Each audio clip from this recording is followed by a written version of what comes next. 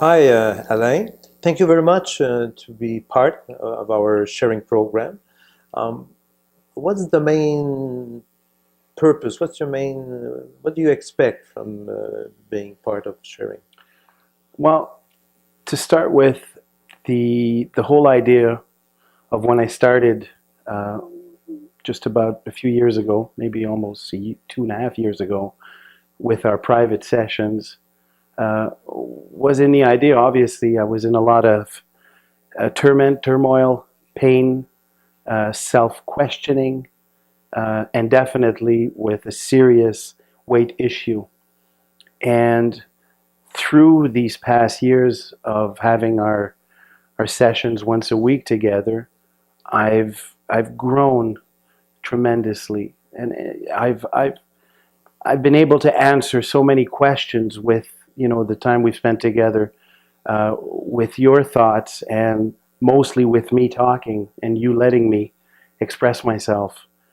And I think the idea behind this sharing program, it's I would like to share with everyone my obviously my gain I have done, also what road I took to get there.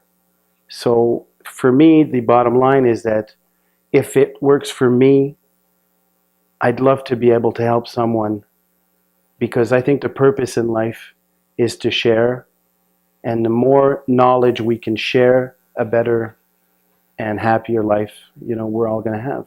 What I hear is that what's your actual weight? I'm at 348.2 right now. Okay, so I do hear that you still have hope, even after those 2 or 3 years work on yourself. You still have the weight problem. Well, Doc, I lost just about over 80 pounds with you, which, How many pounds did you lose overall since you were born, say? oh, Doc, probably close to 1,000 pounds.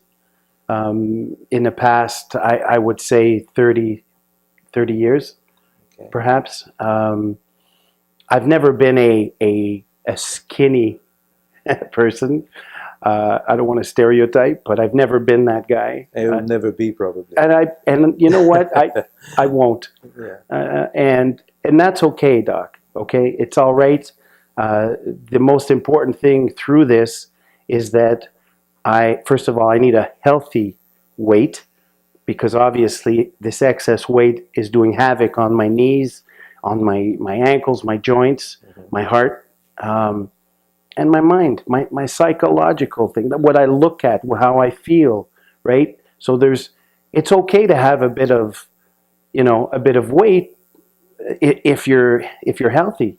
I mean, the ultimate goal is not to have any, but hey, listen, that's a lot of pressure. So let's just try to be healthy. Lot of pressure, It's peer pressure. peer pressure. Peer pressure, it's the society, what people think and how. It's what you read in a medical journal, that your ideal weight. I'm listening to you, and you seem to say that the past years you worked on yourself more, Yes. right? And how do you explain that your weight is it actually the highest you've been No, I've actually been heavier. heavier? Yeah, I'm actually, it's obvious that, I'm kind of in a dark place right now. Um, just emotionally, there's quite a lot of things in my mind right now that I'm struggling with, right? And this comes from long time ago, or Well, my past. We all have pasts. We all have, uh, and I say we all. I'll just talk about me for a second. I've got some pretty dark areas in my life. Stuff I've done that I'm not necessarily proud of, or stuff that's been done to me that I could not control. And I guess it makes me the man I am, today. so I'm quite pleased in a way to see, and I would congratulate you. I think it's important because I do hear that it's tough for you to lose the weight, and you're going with up and downs, Yeah. but you're still there, and you still have that strong, deep desire to achieve something, to achieve being a better Alain. Yeah. Well, you know what? Alain is worth it, right? I just need to find him because I've lost Alain, and I'm in a strong process right now. You know, the road I'm on is to find my inner child and love myself. You know, um, and with that, you know, there's definitely a struggle there because I've accepted to be here with you today, and because I strongly feel that I'm doing so much progress, and I'm going towards that inner peace that I long for all my life, right? But in order to get there, I think the importance of digging deep into the roots. You know, I'd like to share with you a moment in my life. I was 9 years old. And I've been asking myself, is that one of the cause, or is that the cause? Were you overweight at the time? I've got pictures. I was a round little kid, Okay. but Do you very, remember very as active. being? Do you remember when you were 9 years old to be a happy kid or to? No, I was a normal kid, you know. I was a happy kid, loving father and mother, you know. I mean, two older brothers, great older brothers. We lived on a street where I had neighbors I was, you know, friends with. Listen, I come from a family that had, at the time, wealth, um, and perhaps that wealth is a bit of a cause of the situation. I was kidnapped when I was 9 years old. Were kidnapped at 9 Yeah, years old. I So was kidnapped that's for quite major. for a ransom. Um, it was a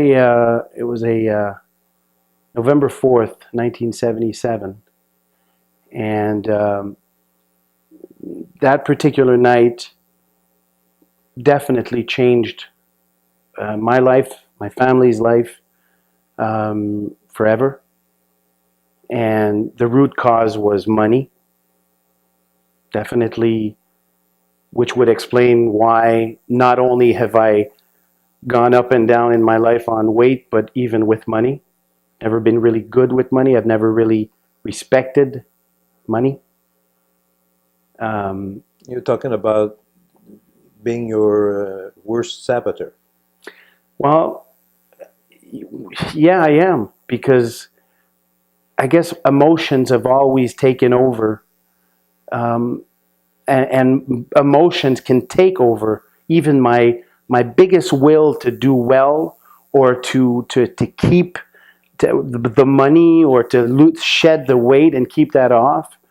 Emotions just take a hold of me and shake and just make me lose complete power over myself. And what happened when the kidnapping happened? Well, that particular night, I was, as we would every evening. My brother Danny and I, the middle child, would go downstairs, and we'd play around. And in this case, we had a electric race car track, and we used to challenge each other, and it was fun times every night.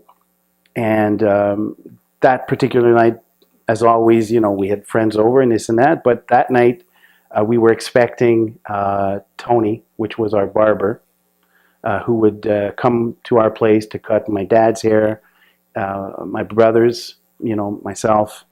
So the doorbell rang, and Danny ran upstairs, and I didn't think more of it, and I kept concentrating on trying to do quicker laps, and then I saw a figure come down the stairs, but again concentrating on what I had to be doing. And when I turned around, there was a very large man wearing um, a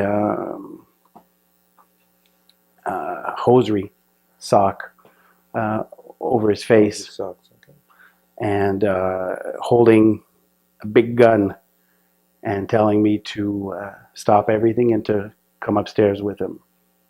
I guess that was when my life changed, you know, that particular moment when I looked down the barrel of a gun, you know.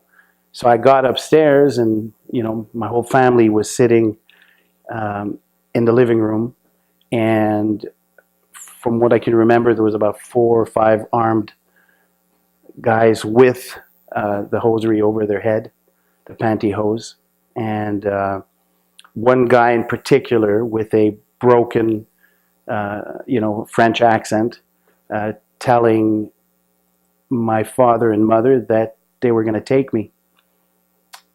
I got to tell you, my mom's not a big woman. She's maybe 5 foot. She got up and, you know, she screamed, "Take me, take me." Oh, man, that was tough. That was tough.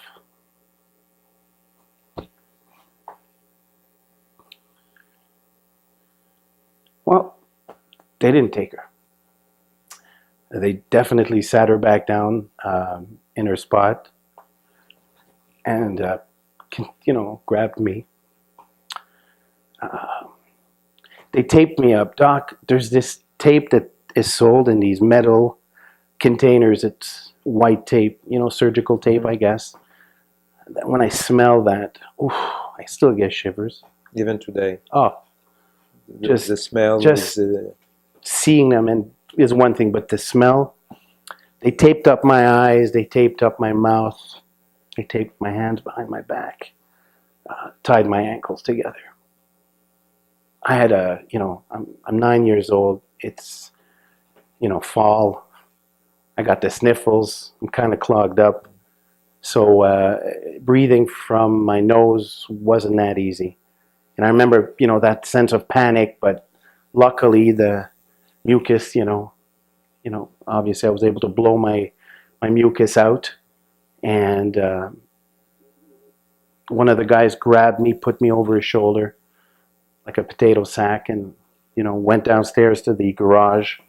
I heard my dog, at the time we had a Doberman Pinscher, bark and, you know, try to lunge at him, and he kind of moved over, but from what I can, you know, what I could see is that the dog, who was the kindest animal in the world, didn't have any malice, you know, couldn't protect anyone, but I know she loved me, right?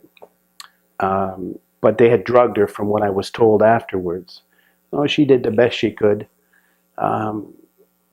We walked in the garage. I heard the trunk of the car open. My dad was, at the time, had a Lincoln Continental Mark V. So it was a 2-door, small trunk. Trunk opened, threw me inside, shut the trunk, and we took off. I remember listening to Rick Lechner. He was a DJ on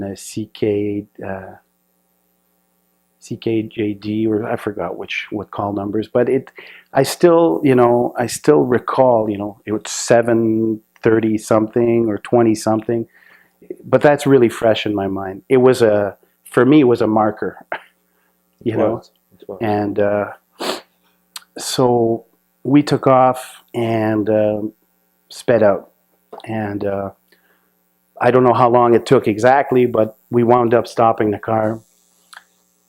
The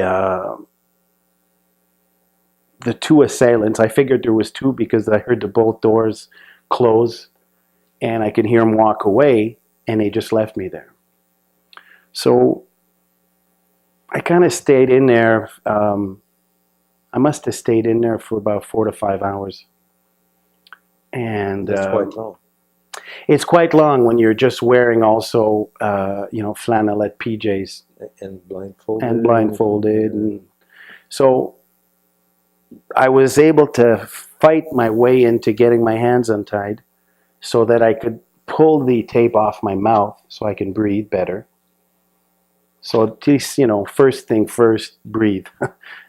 And then, you know, feel around to see, you know, what's happening and how much space I have around me. um, and then wait. And then obviously, Without knowing for how long. That's another thing. So you say I've got to wait for 4 hours. You wait for I hours. don't Well, know. if you don't know, it can be eternity. Yeah. Well, that's there's a lot of things that go through or went through my mind. One of them is what would Batman or Superman do in a situation like this? As any 9-year-old kid, I guess, would do, and think. A lot of time to think about my family, um, screaming and fighting my way and trying to hit and with all my force pushing that freaking trunk door to open. I even had at one point I heard a dog barking and then running towards the car, and the dog actually jumped up, at least its front paws, on the trunk of the car. We actually saw claw marks on the trunk of the car, and the owner of the dog screaming to get his dog back, and I'm screaming to the top of my lungs to come and get me, and only the dog heard me. So again, left alone, left to myself. How were you delivered? Well, the assailants opened the trunk of the car, grabbed me, and put me in another car. Um, I was put on the floor of the back seat, and they put tires over me so Tires. I wouldn't get up, and we drove off and drove for a while, and then I was just with one guy, and I remember he told me, "I'm going to bring you to your father," which I was, you can imagine how kind of pleased I was. Um, but he also asked me, he said, "If we get caught, can you tell the judge I was good to you?" And I promised him I did, which, by the way, I did when we were in front of the judge. But, I think back on this, maybe he was maybe he was forced to do what he did. I don't know. But with all this ordeal, there was good in that person. So kind of makes you think that in some of the worst situations, right, there's good somewhere, right? So compassion, perhaps, I don't know. But then again, maybe he was just trying to save his ass. Probably. Probably that. How has your father intervened in the meantime? Well, or? the idea was they set out to get a ransom. I think it was $100,000 they were asking for. So what I gather is that when they did decide, or when they did go towards bringing me back to my dad, I guess the ransom was given. What I know now is that it was in Saint Leonard. Right off P9, there's a St. Hubert's barbecue there, and the assailant actually, when he dropped me off, he took the tape off and ripped half of my hair off, this and that. But he got my eyes, keep my eyes closed. I had just, the whole tape just took all the hair off of my face practically when they pulled it off. And he told me to get out and to walk down the street and this and that. I was soaking wet in my pee. So with the cold weather, I got to tell you, I remember the sting of the cold, right? The reason why I was in pee, it's because obviously I had nowhere else to pee. So I remember the first time I peed when I was in the trunk of the car, it felt great because I felt the warmth. And so I rolled up in a little ball, and I must have peed my ass off that night because every time I'd pee, at least I'd warm up. And then once I'd get cold again, I'd pee again. So it was kind of my body was kind of fighting the cold that way.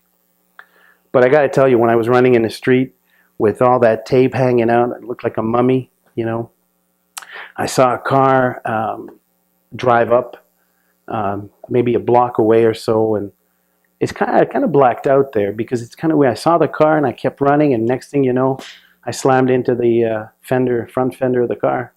Door opened up, and this big man wearing a suit and tie with a beard grabs me, and he says, "Are you okay?" He says, "What's your name?" So I tell him, "I'm Alain Ayoub."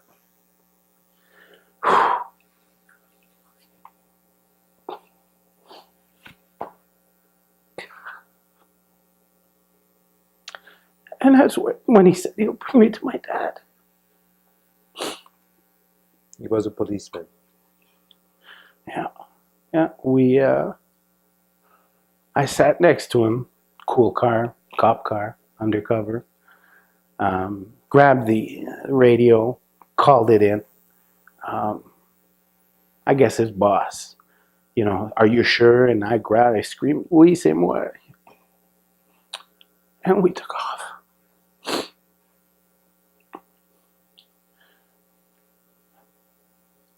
That was, sorry, Doc.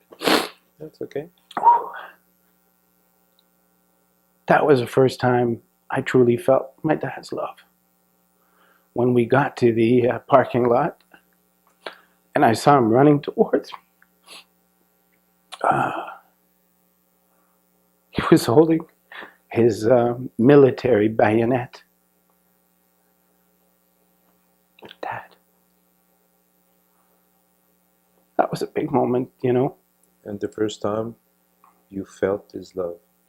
Yeah, I say that. I mean, not that he didn't love me, but that particular instant was a marker. Was you see your old man running at you like that.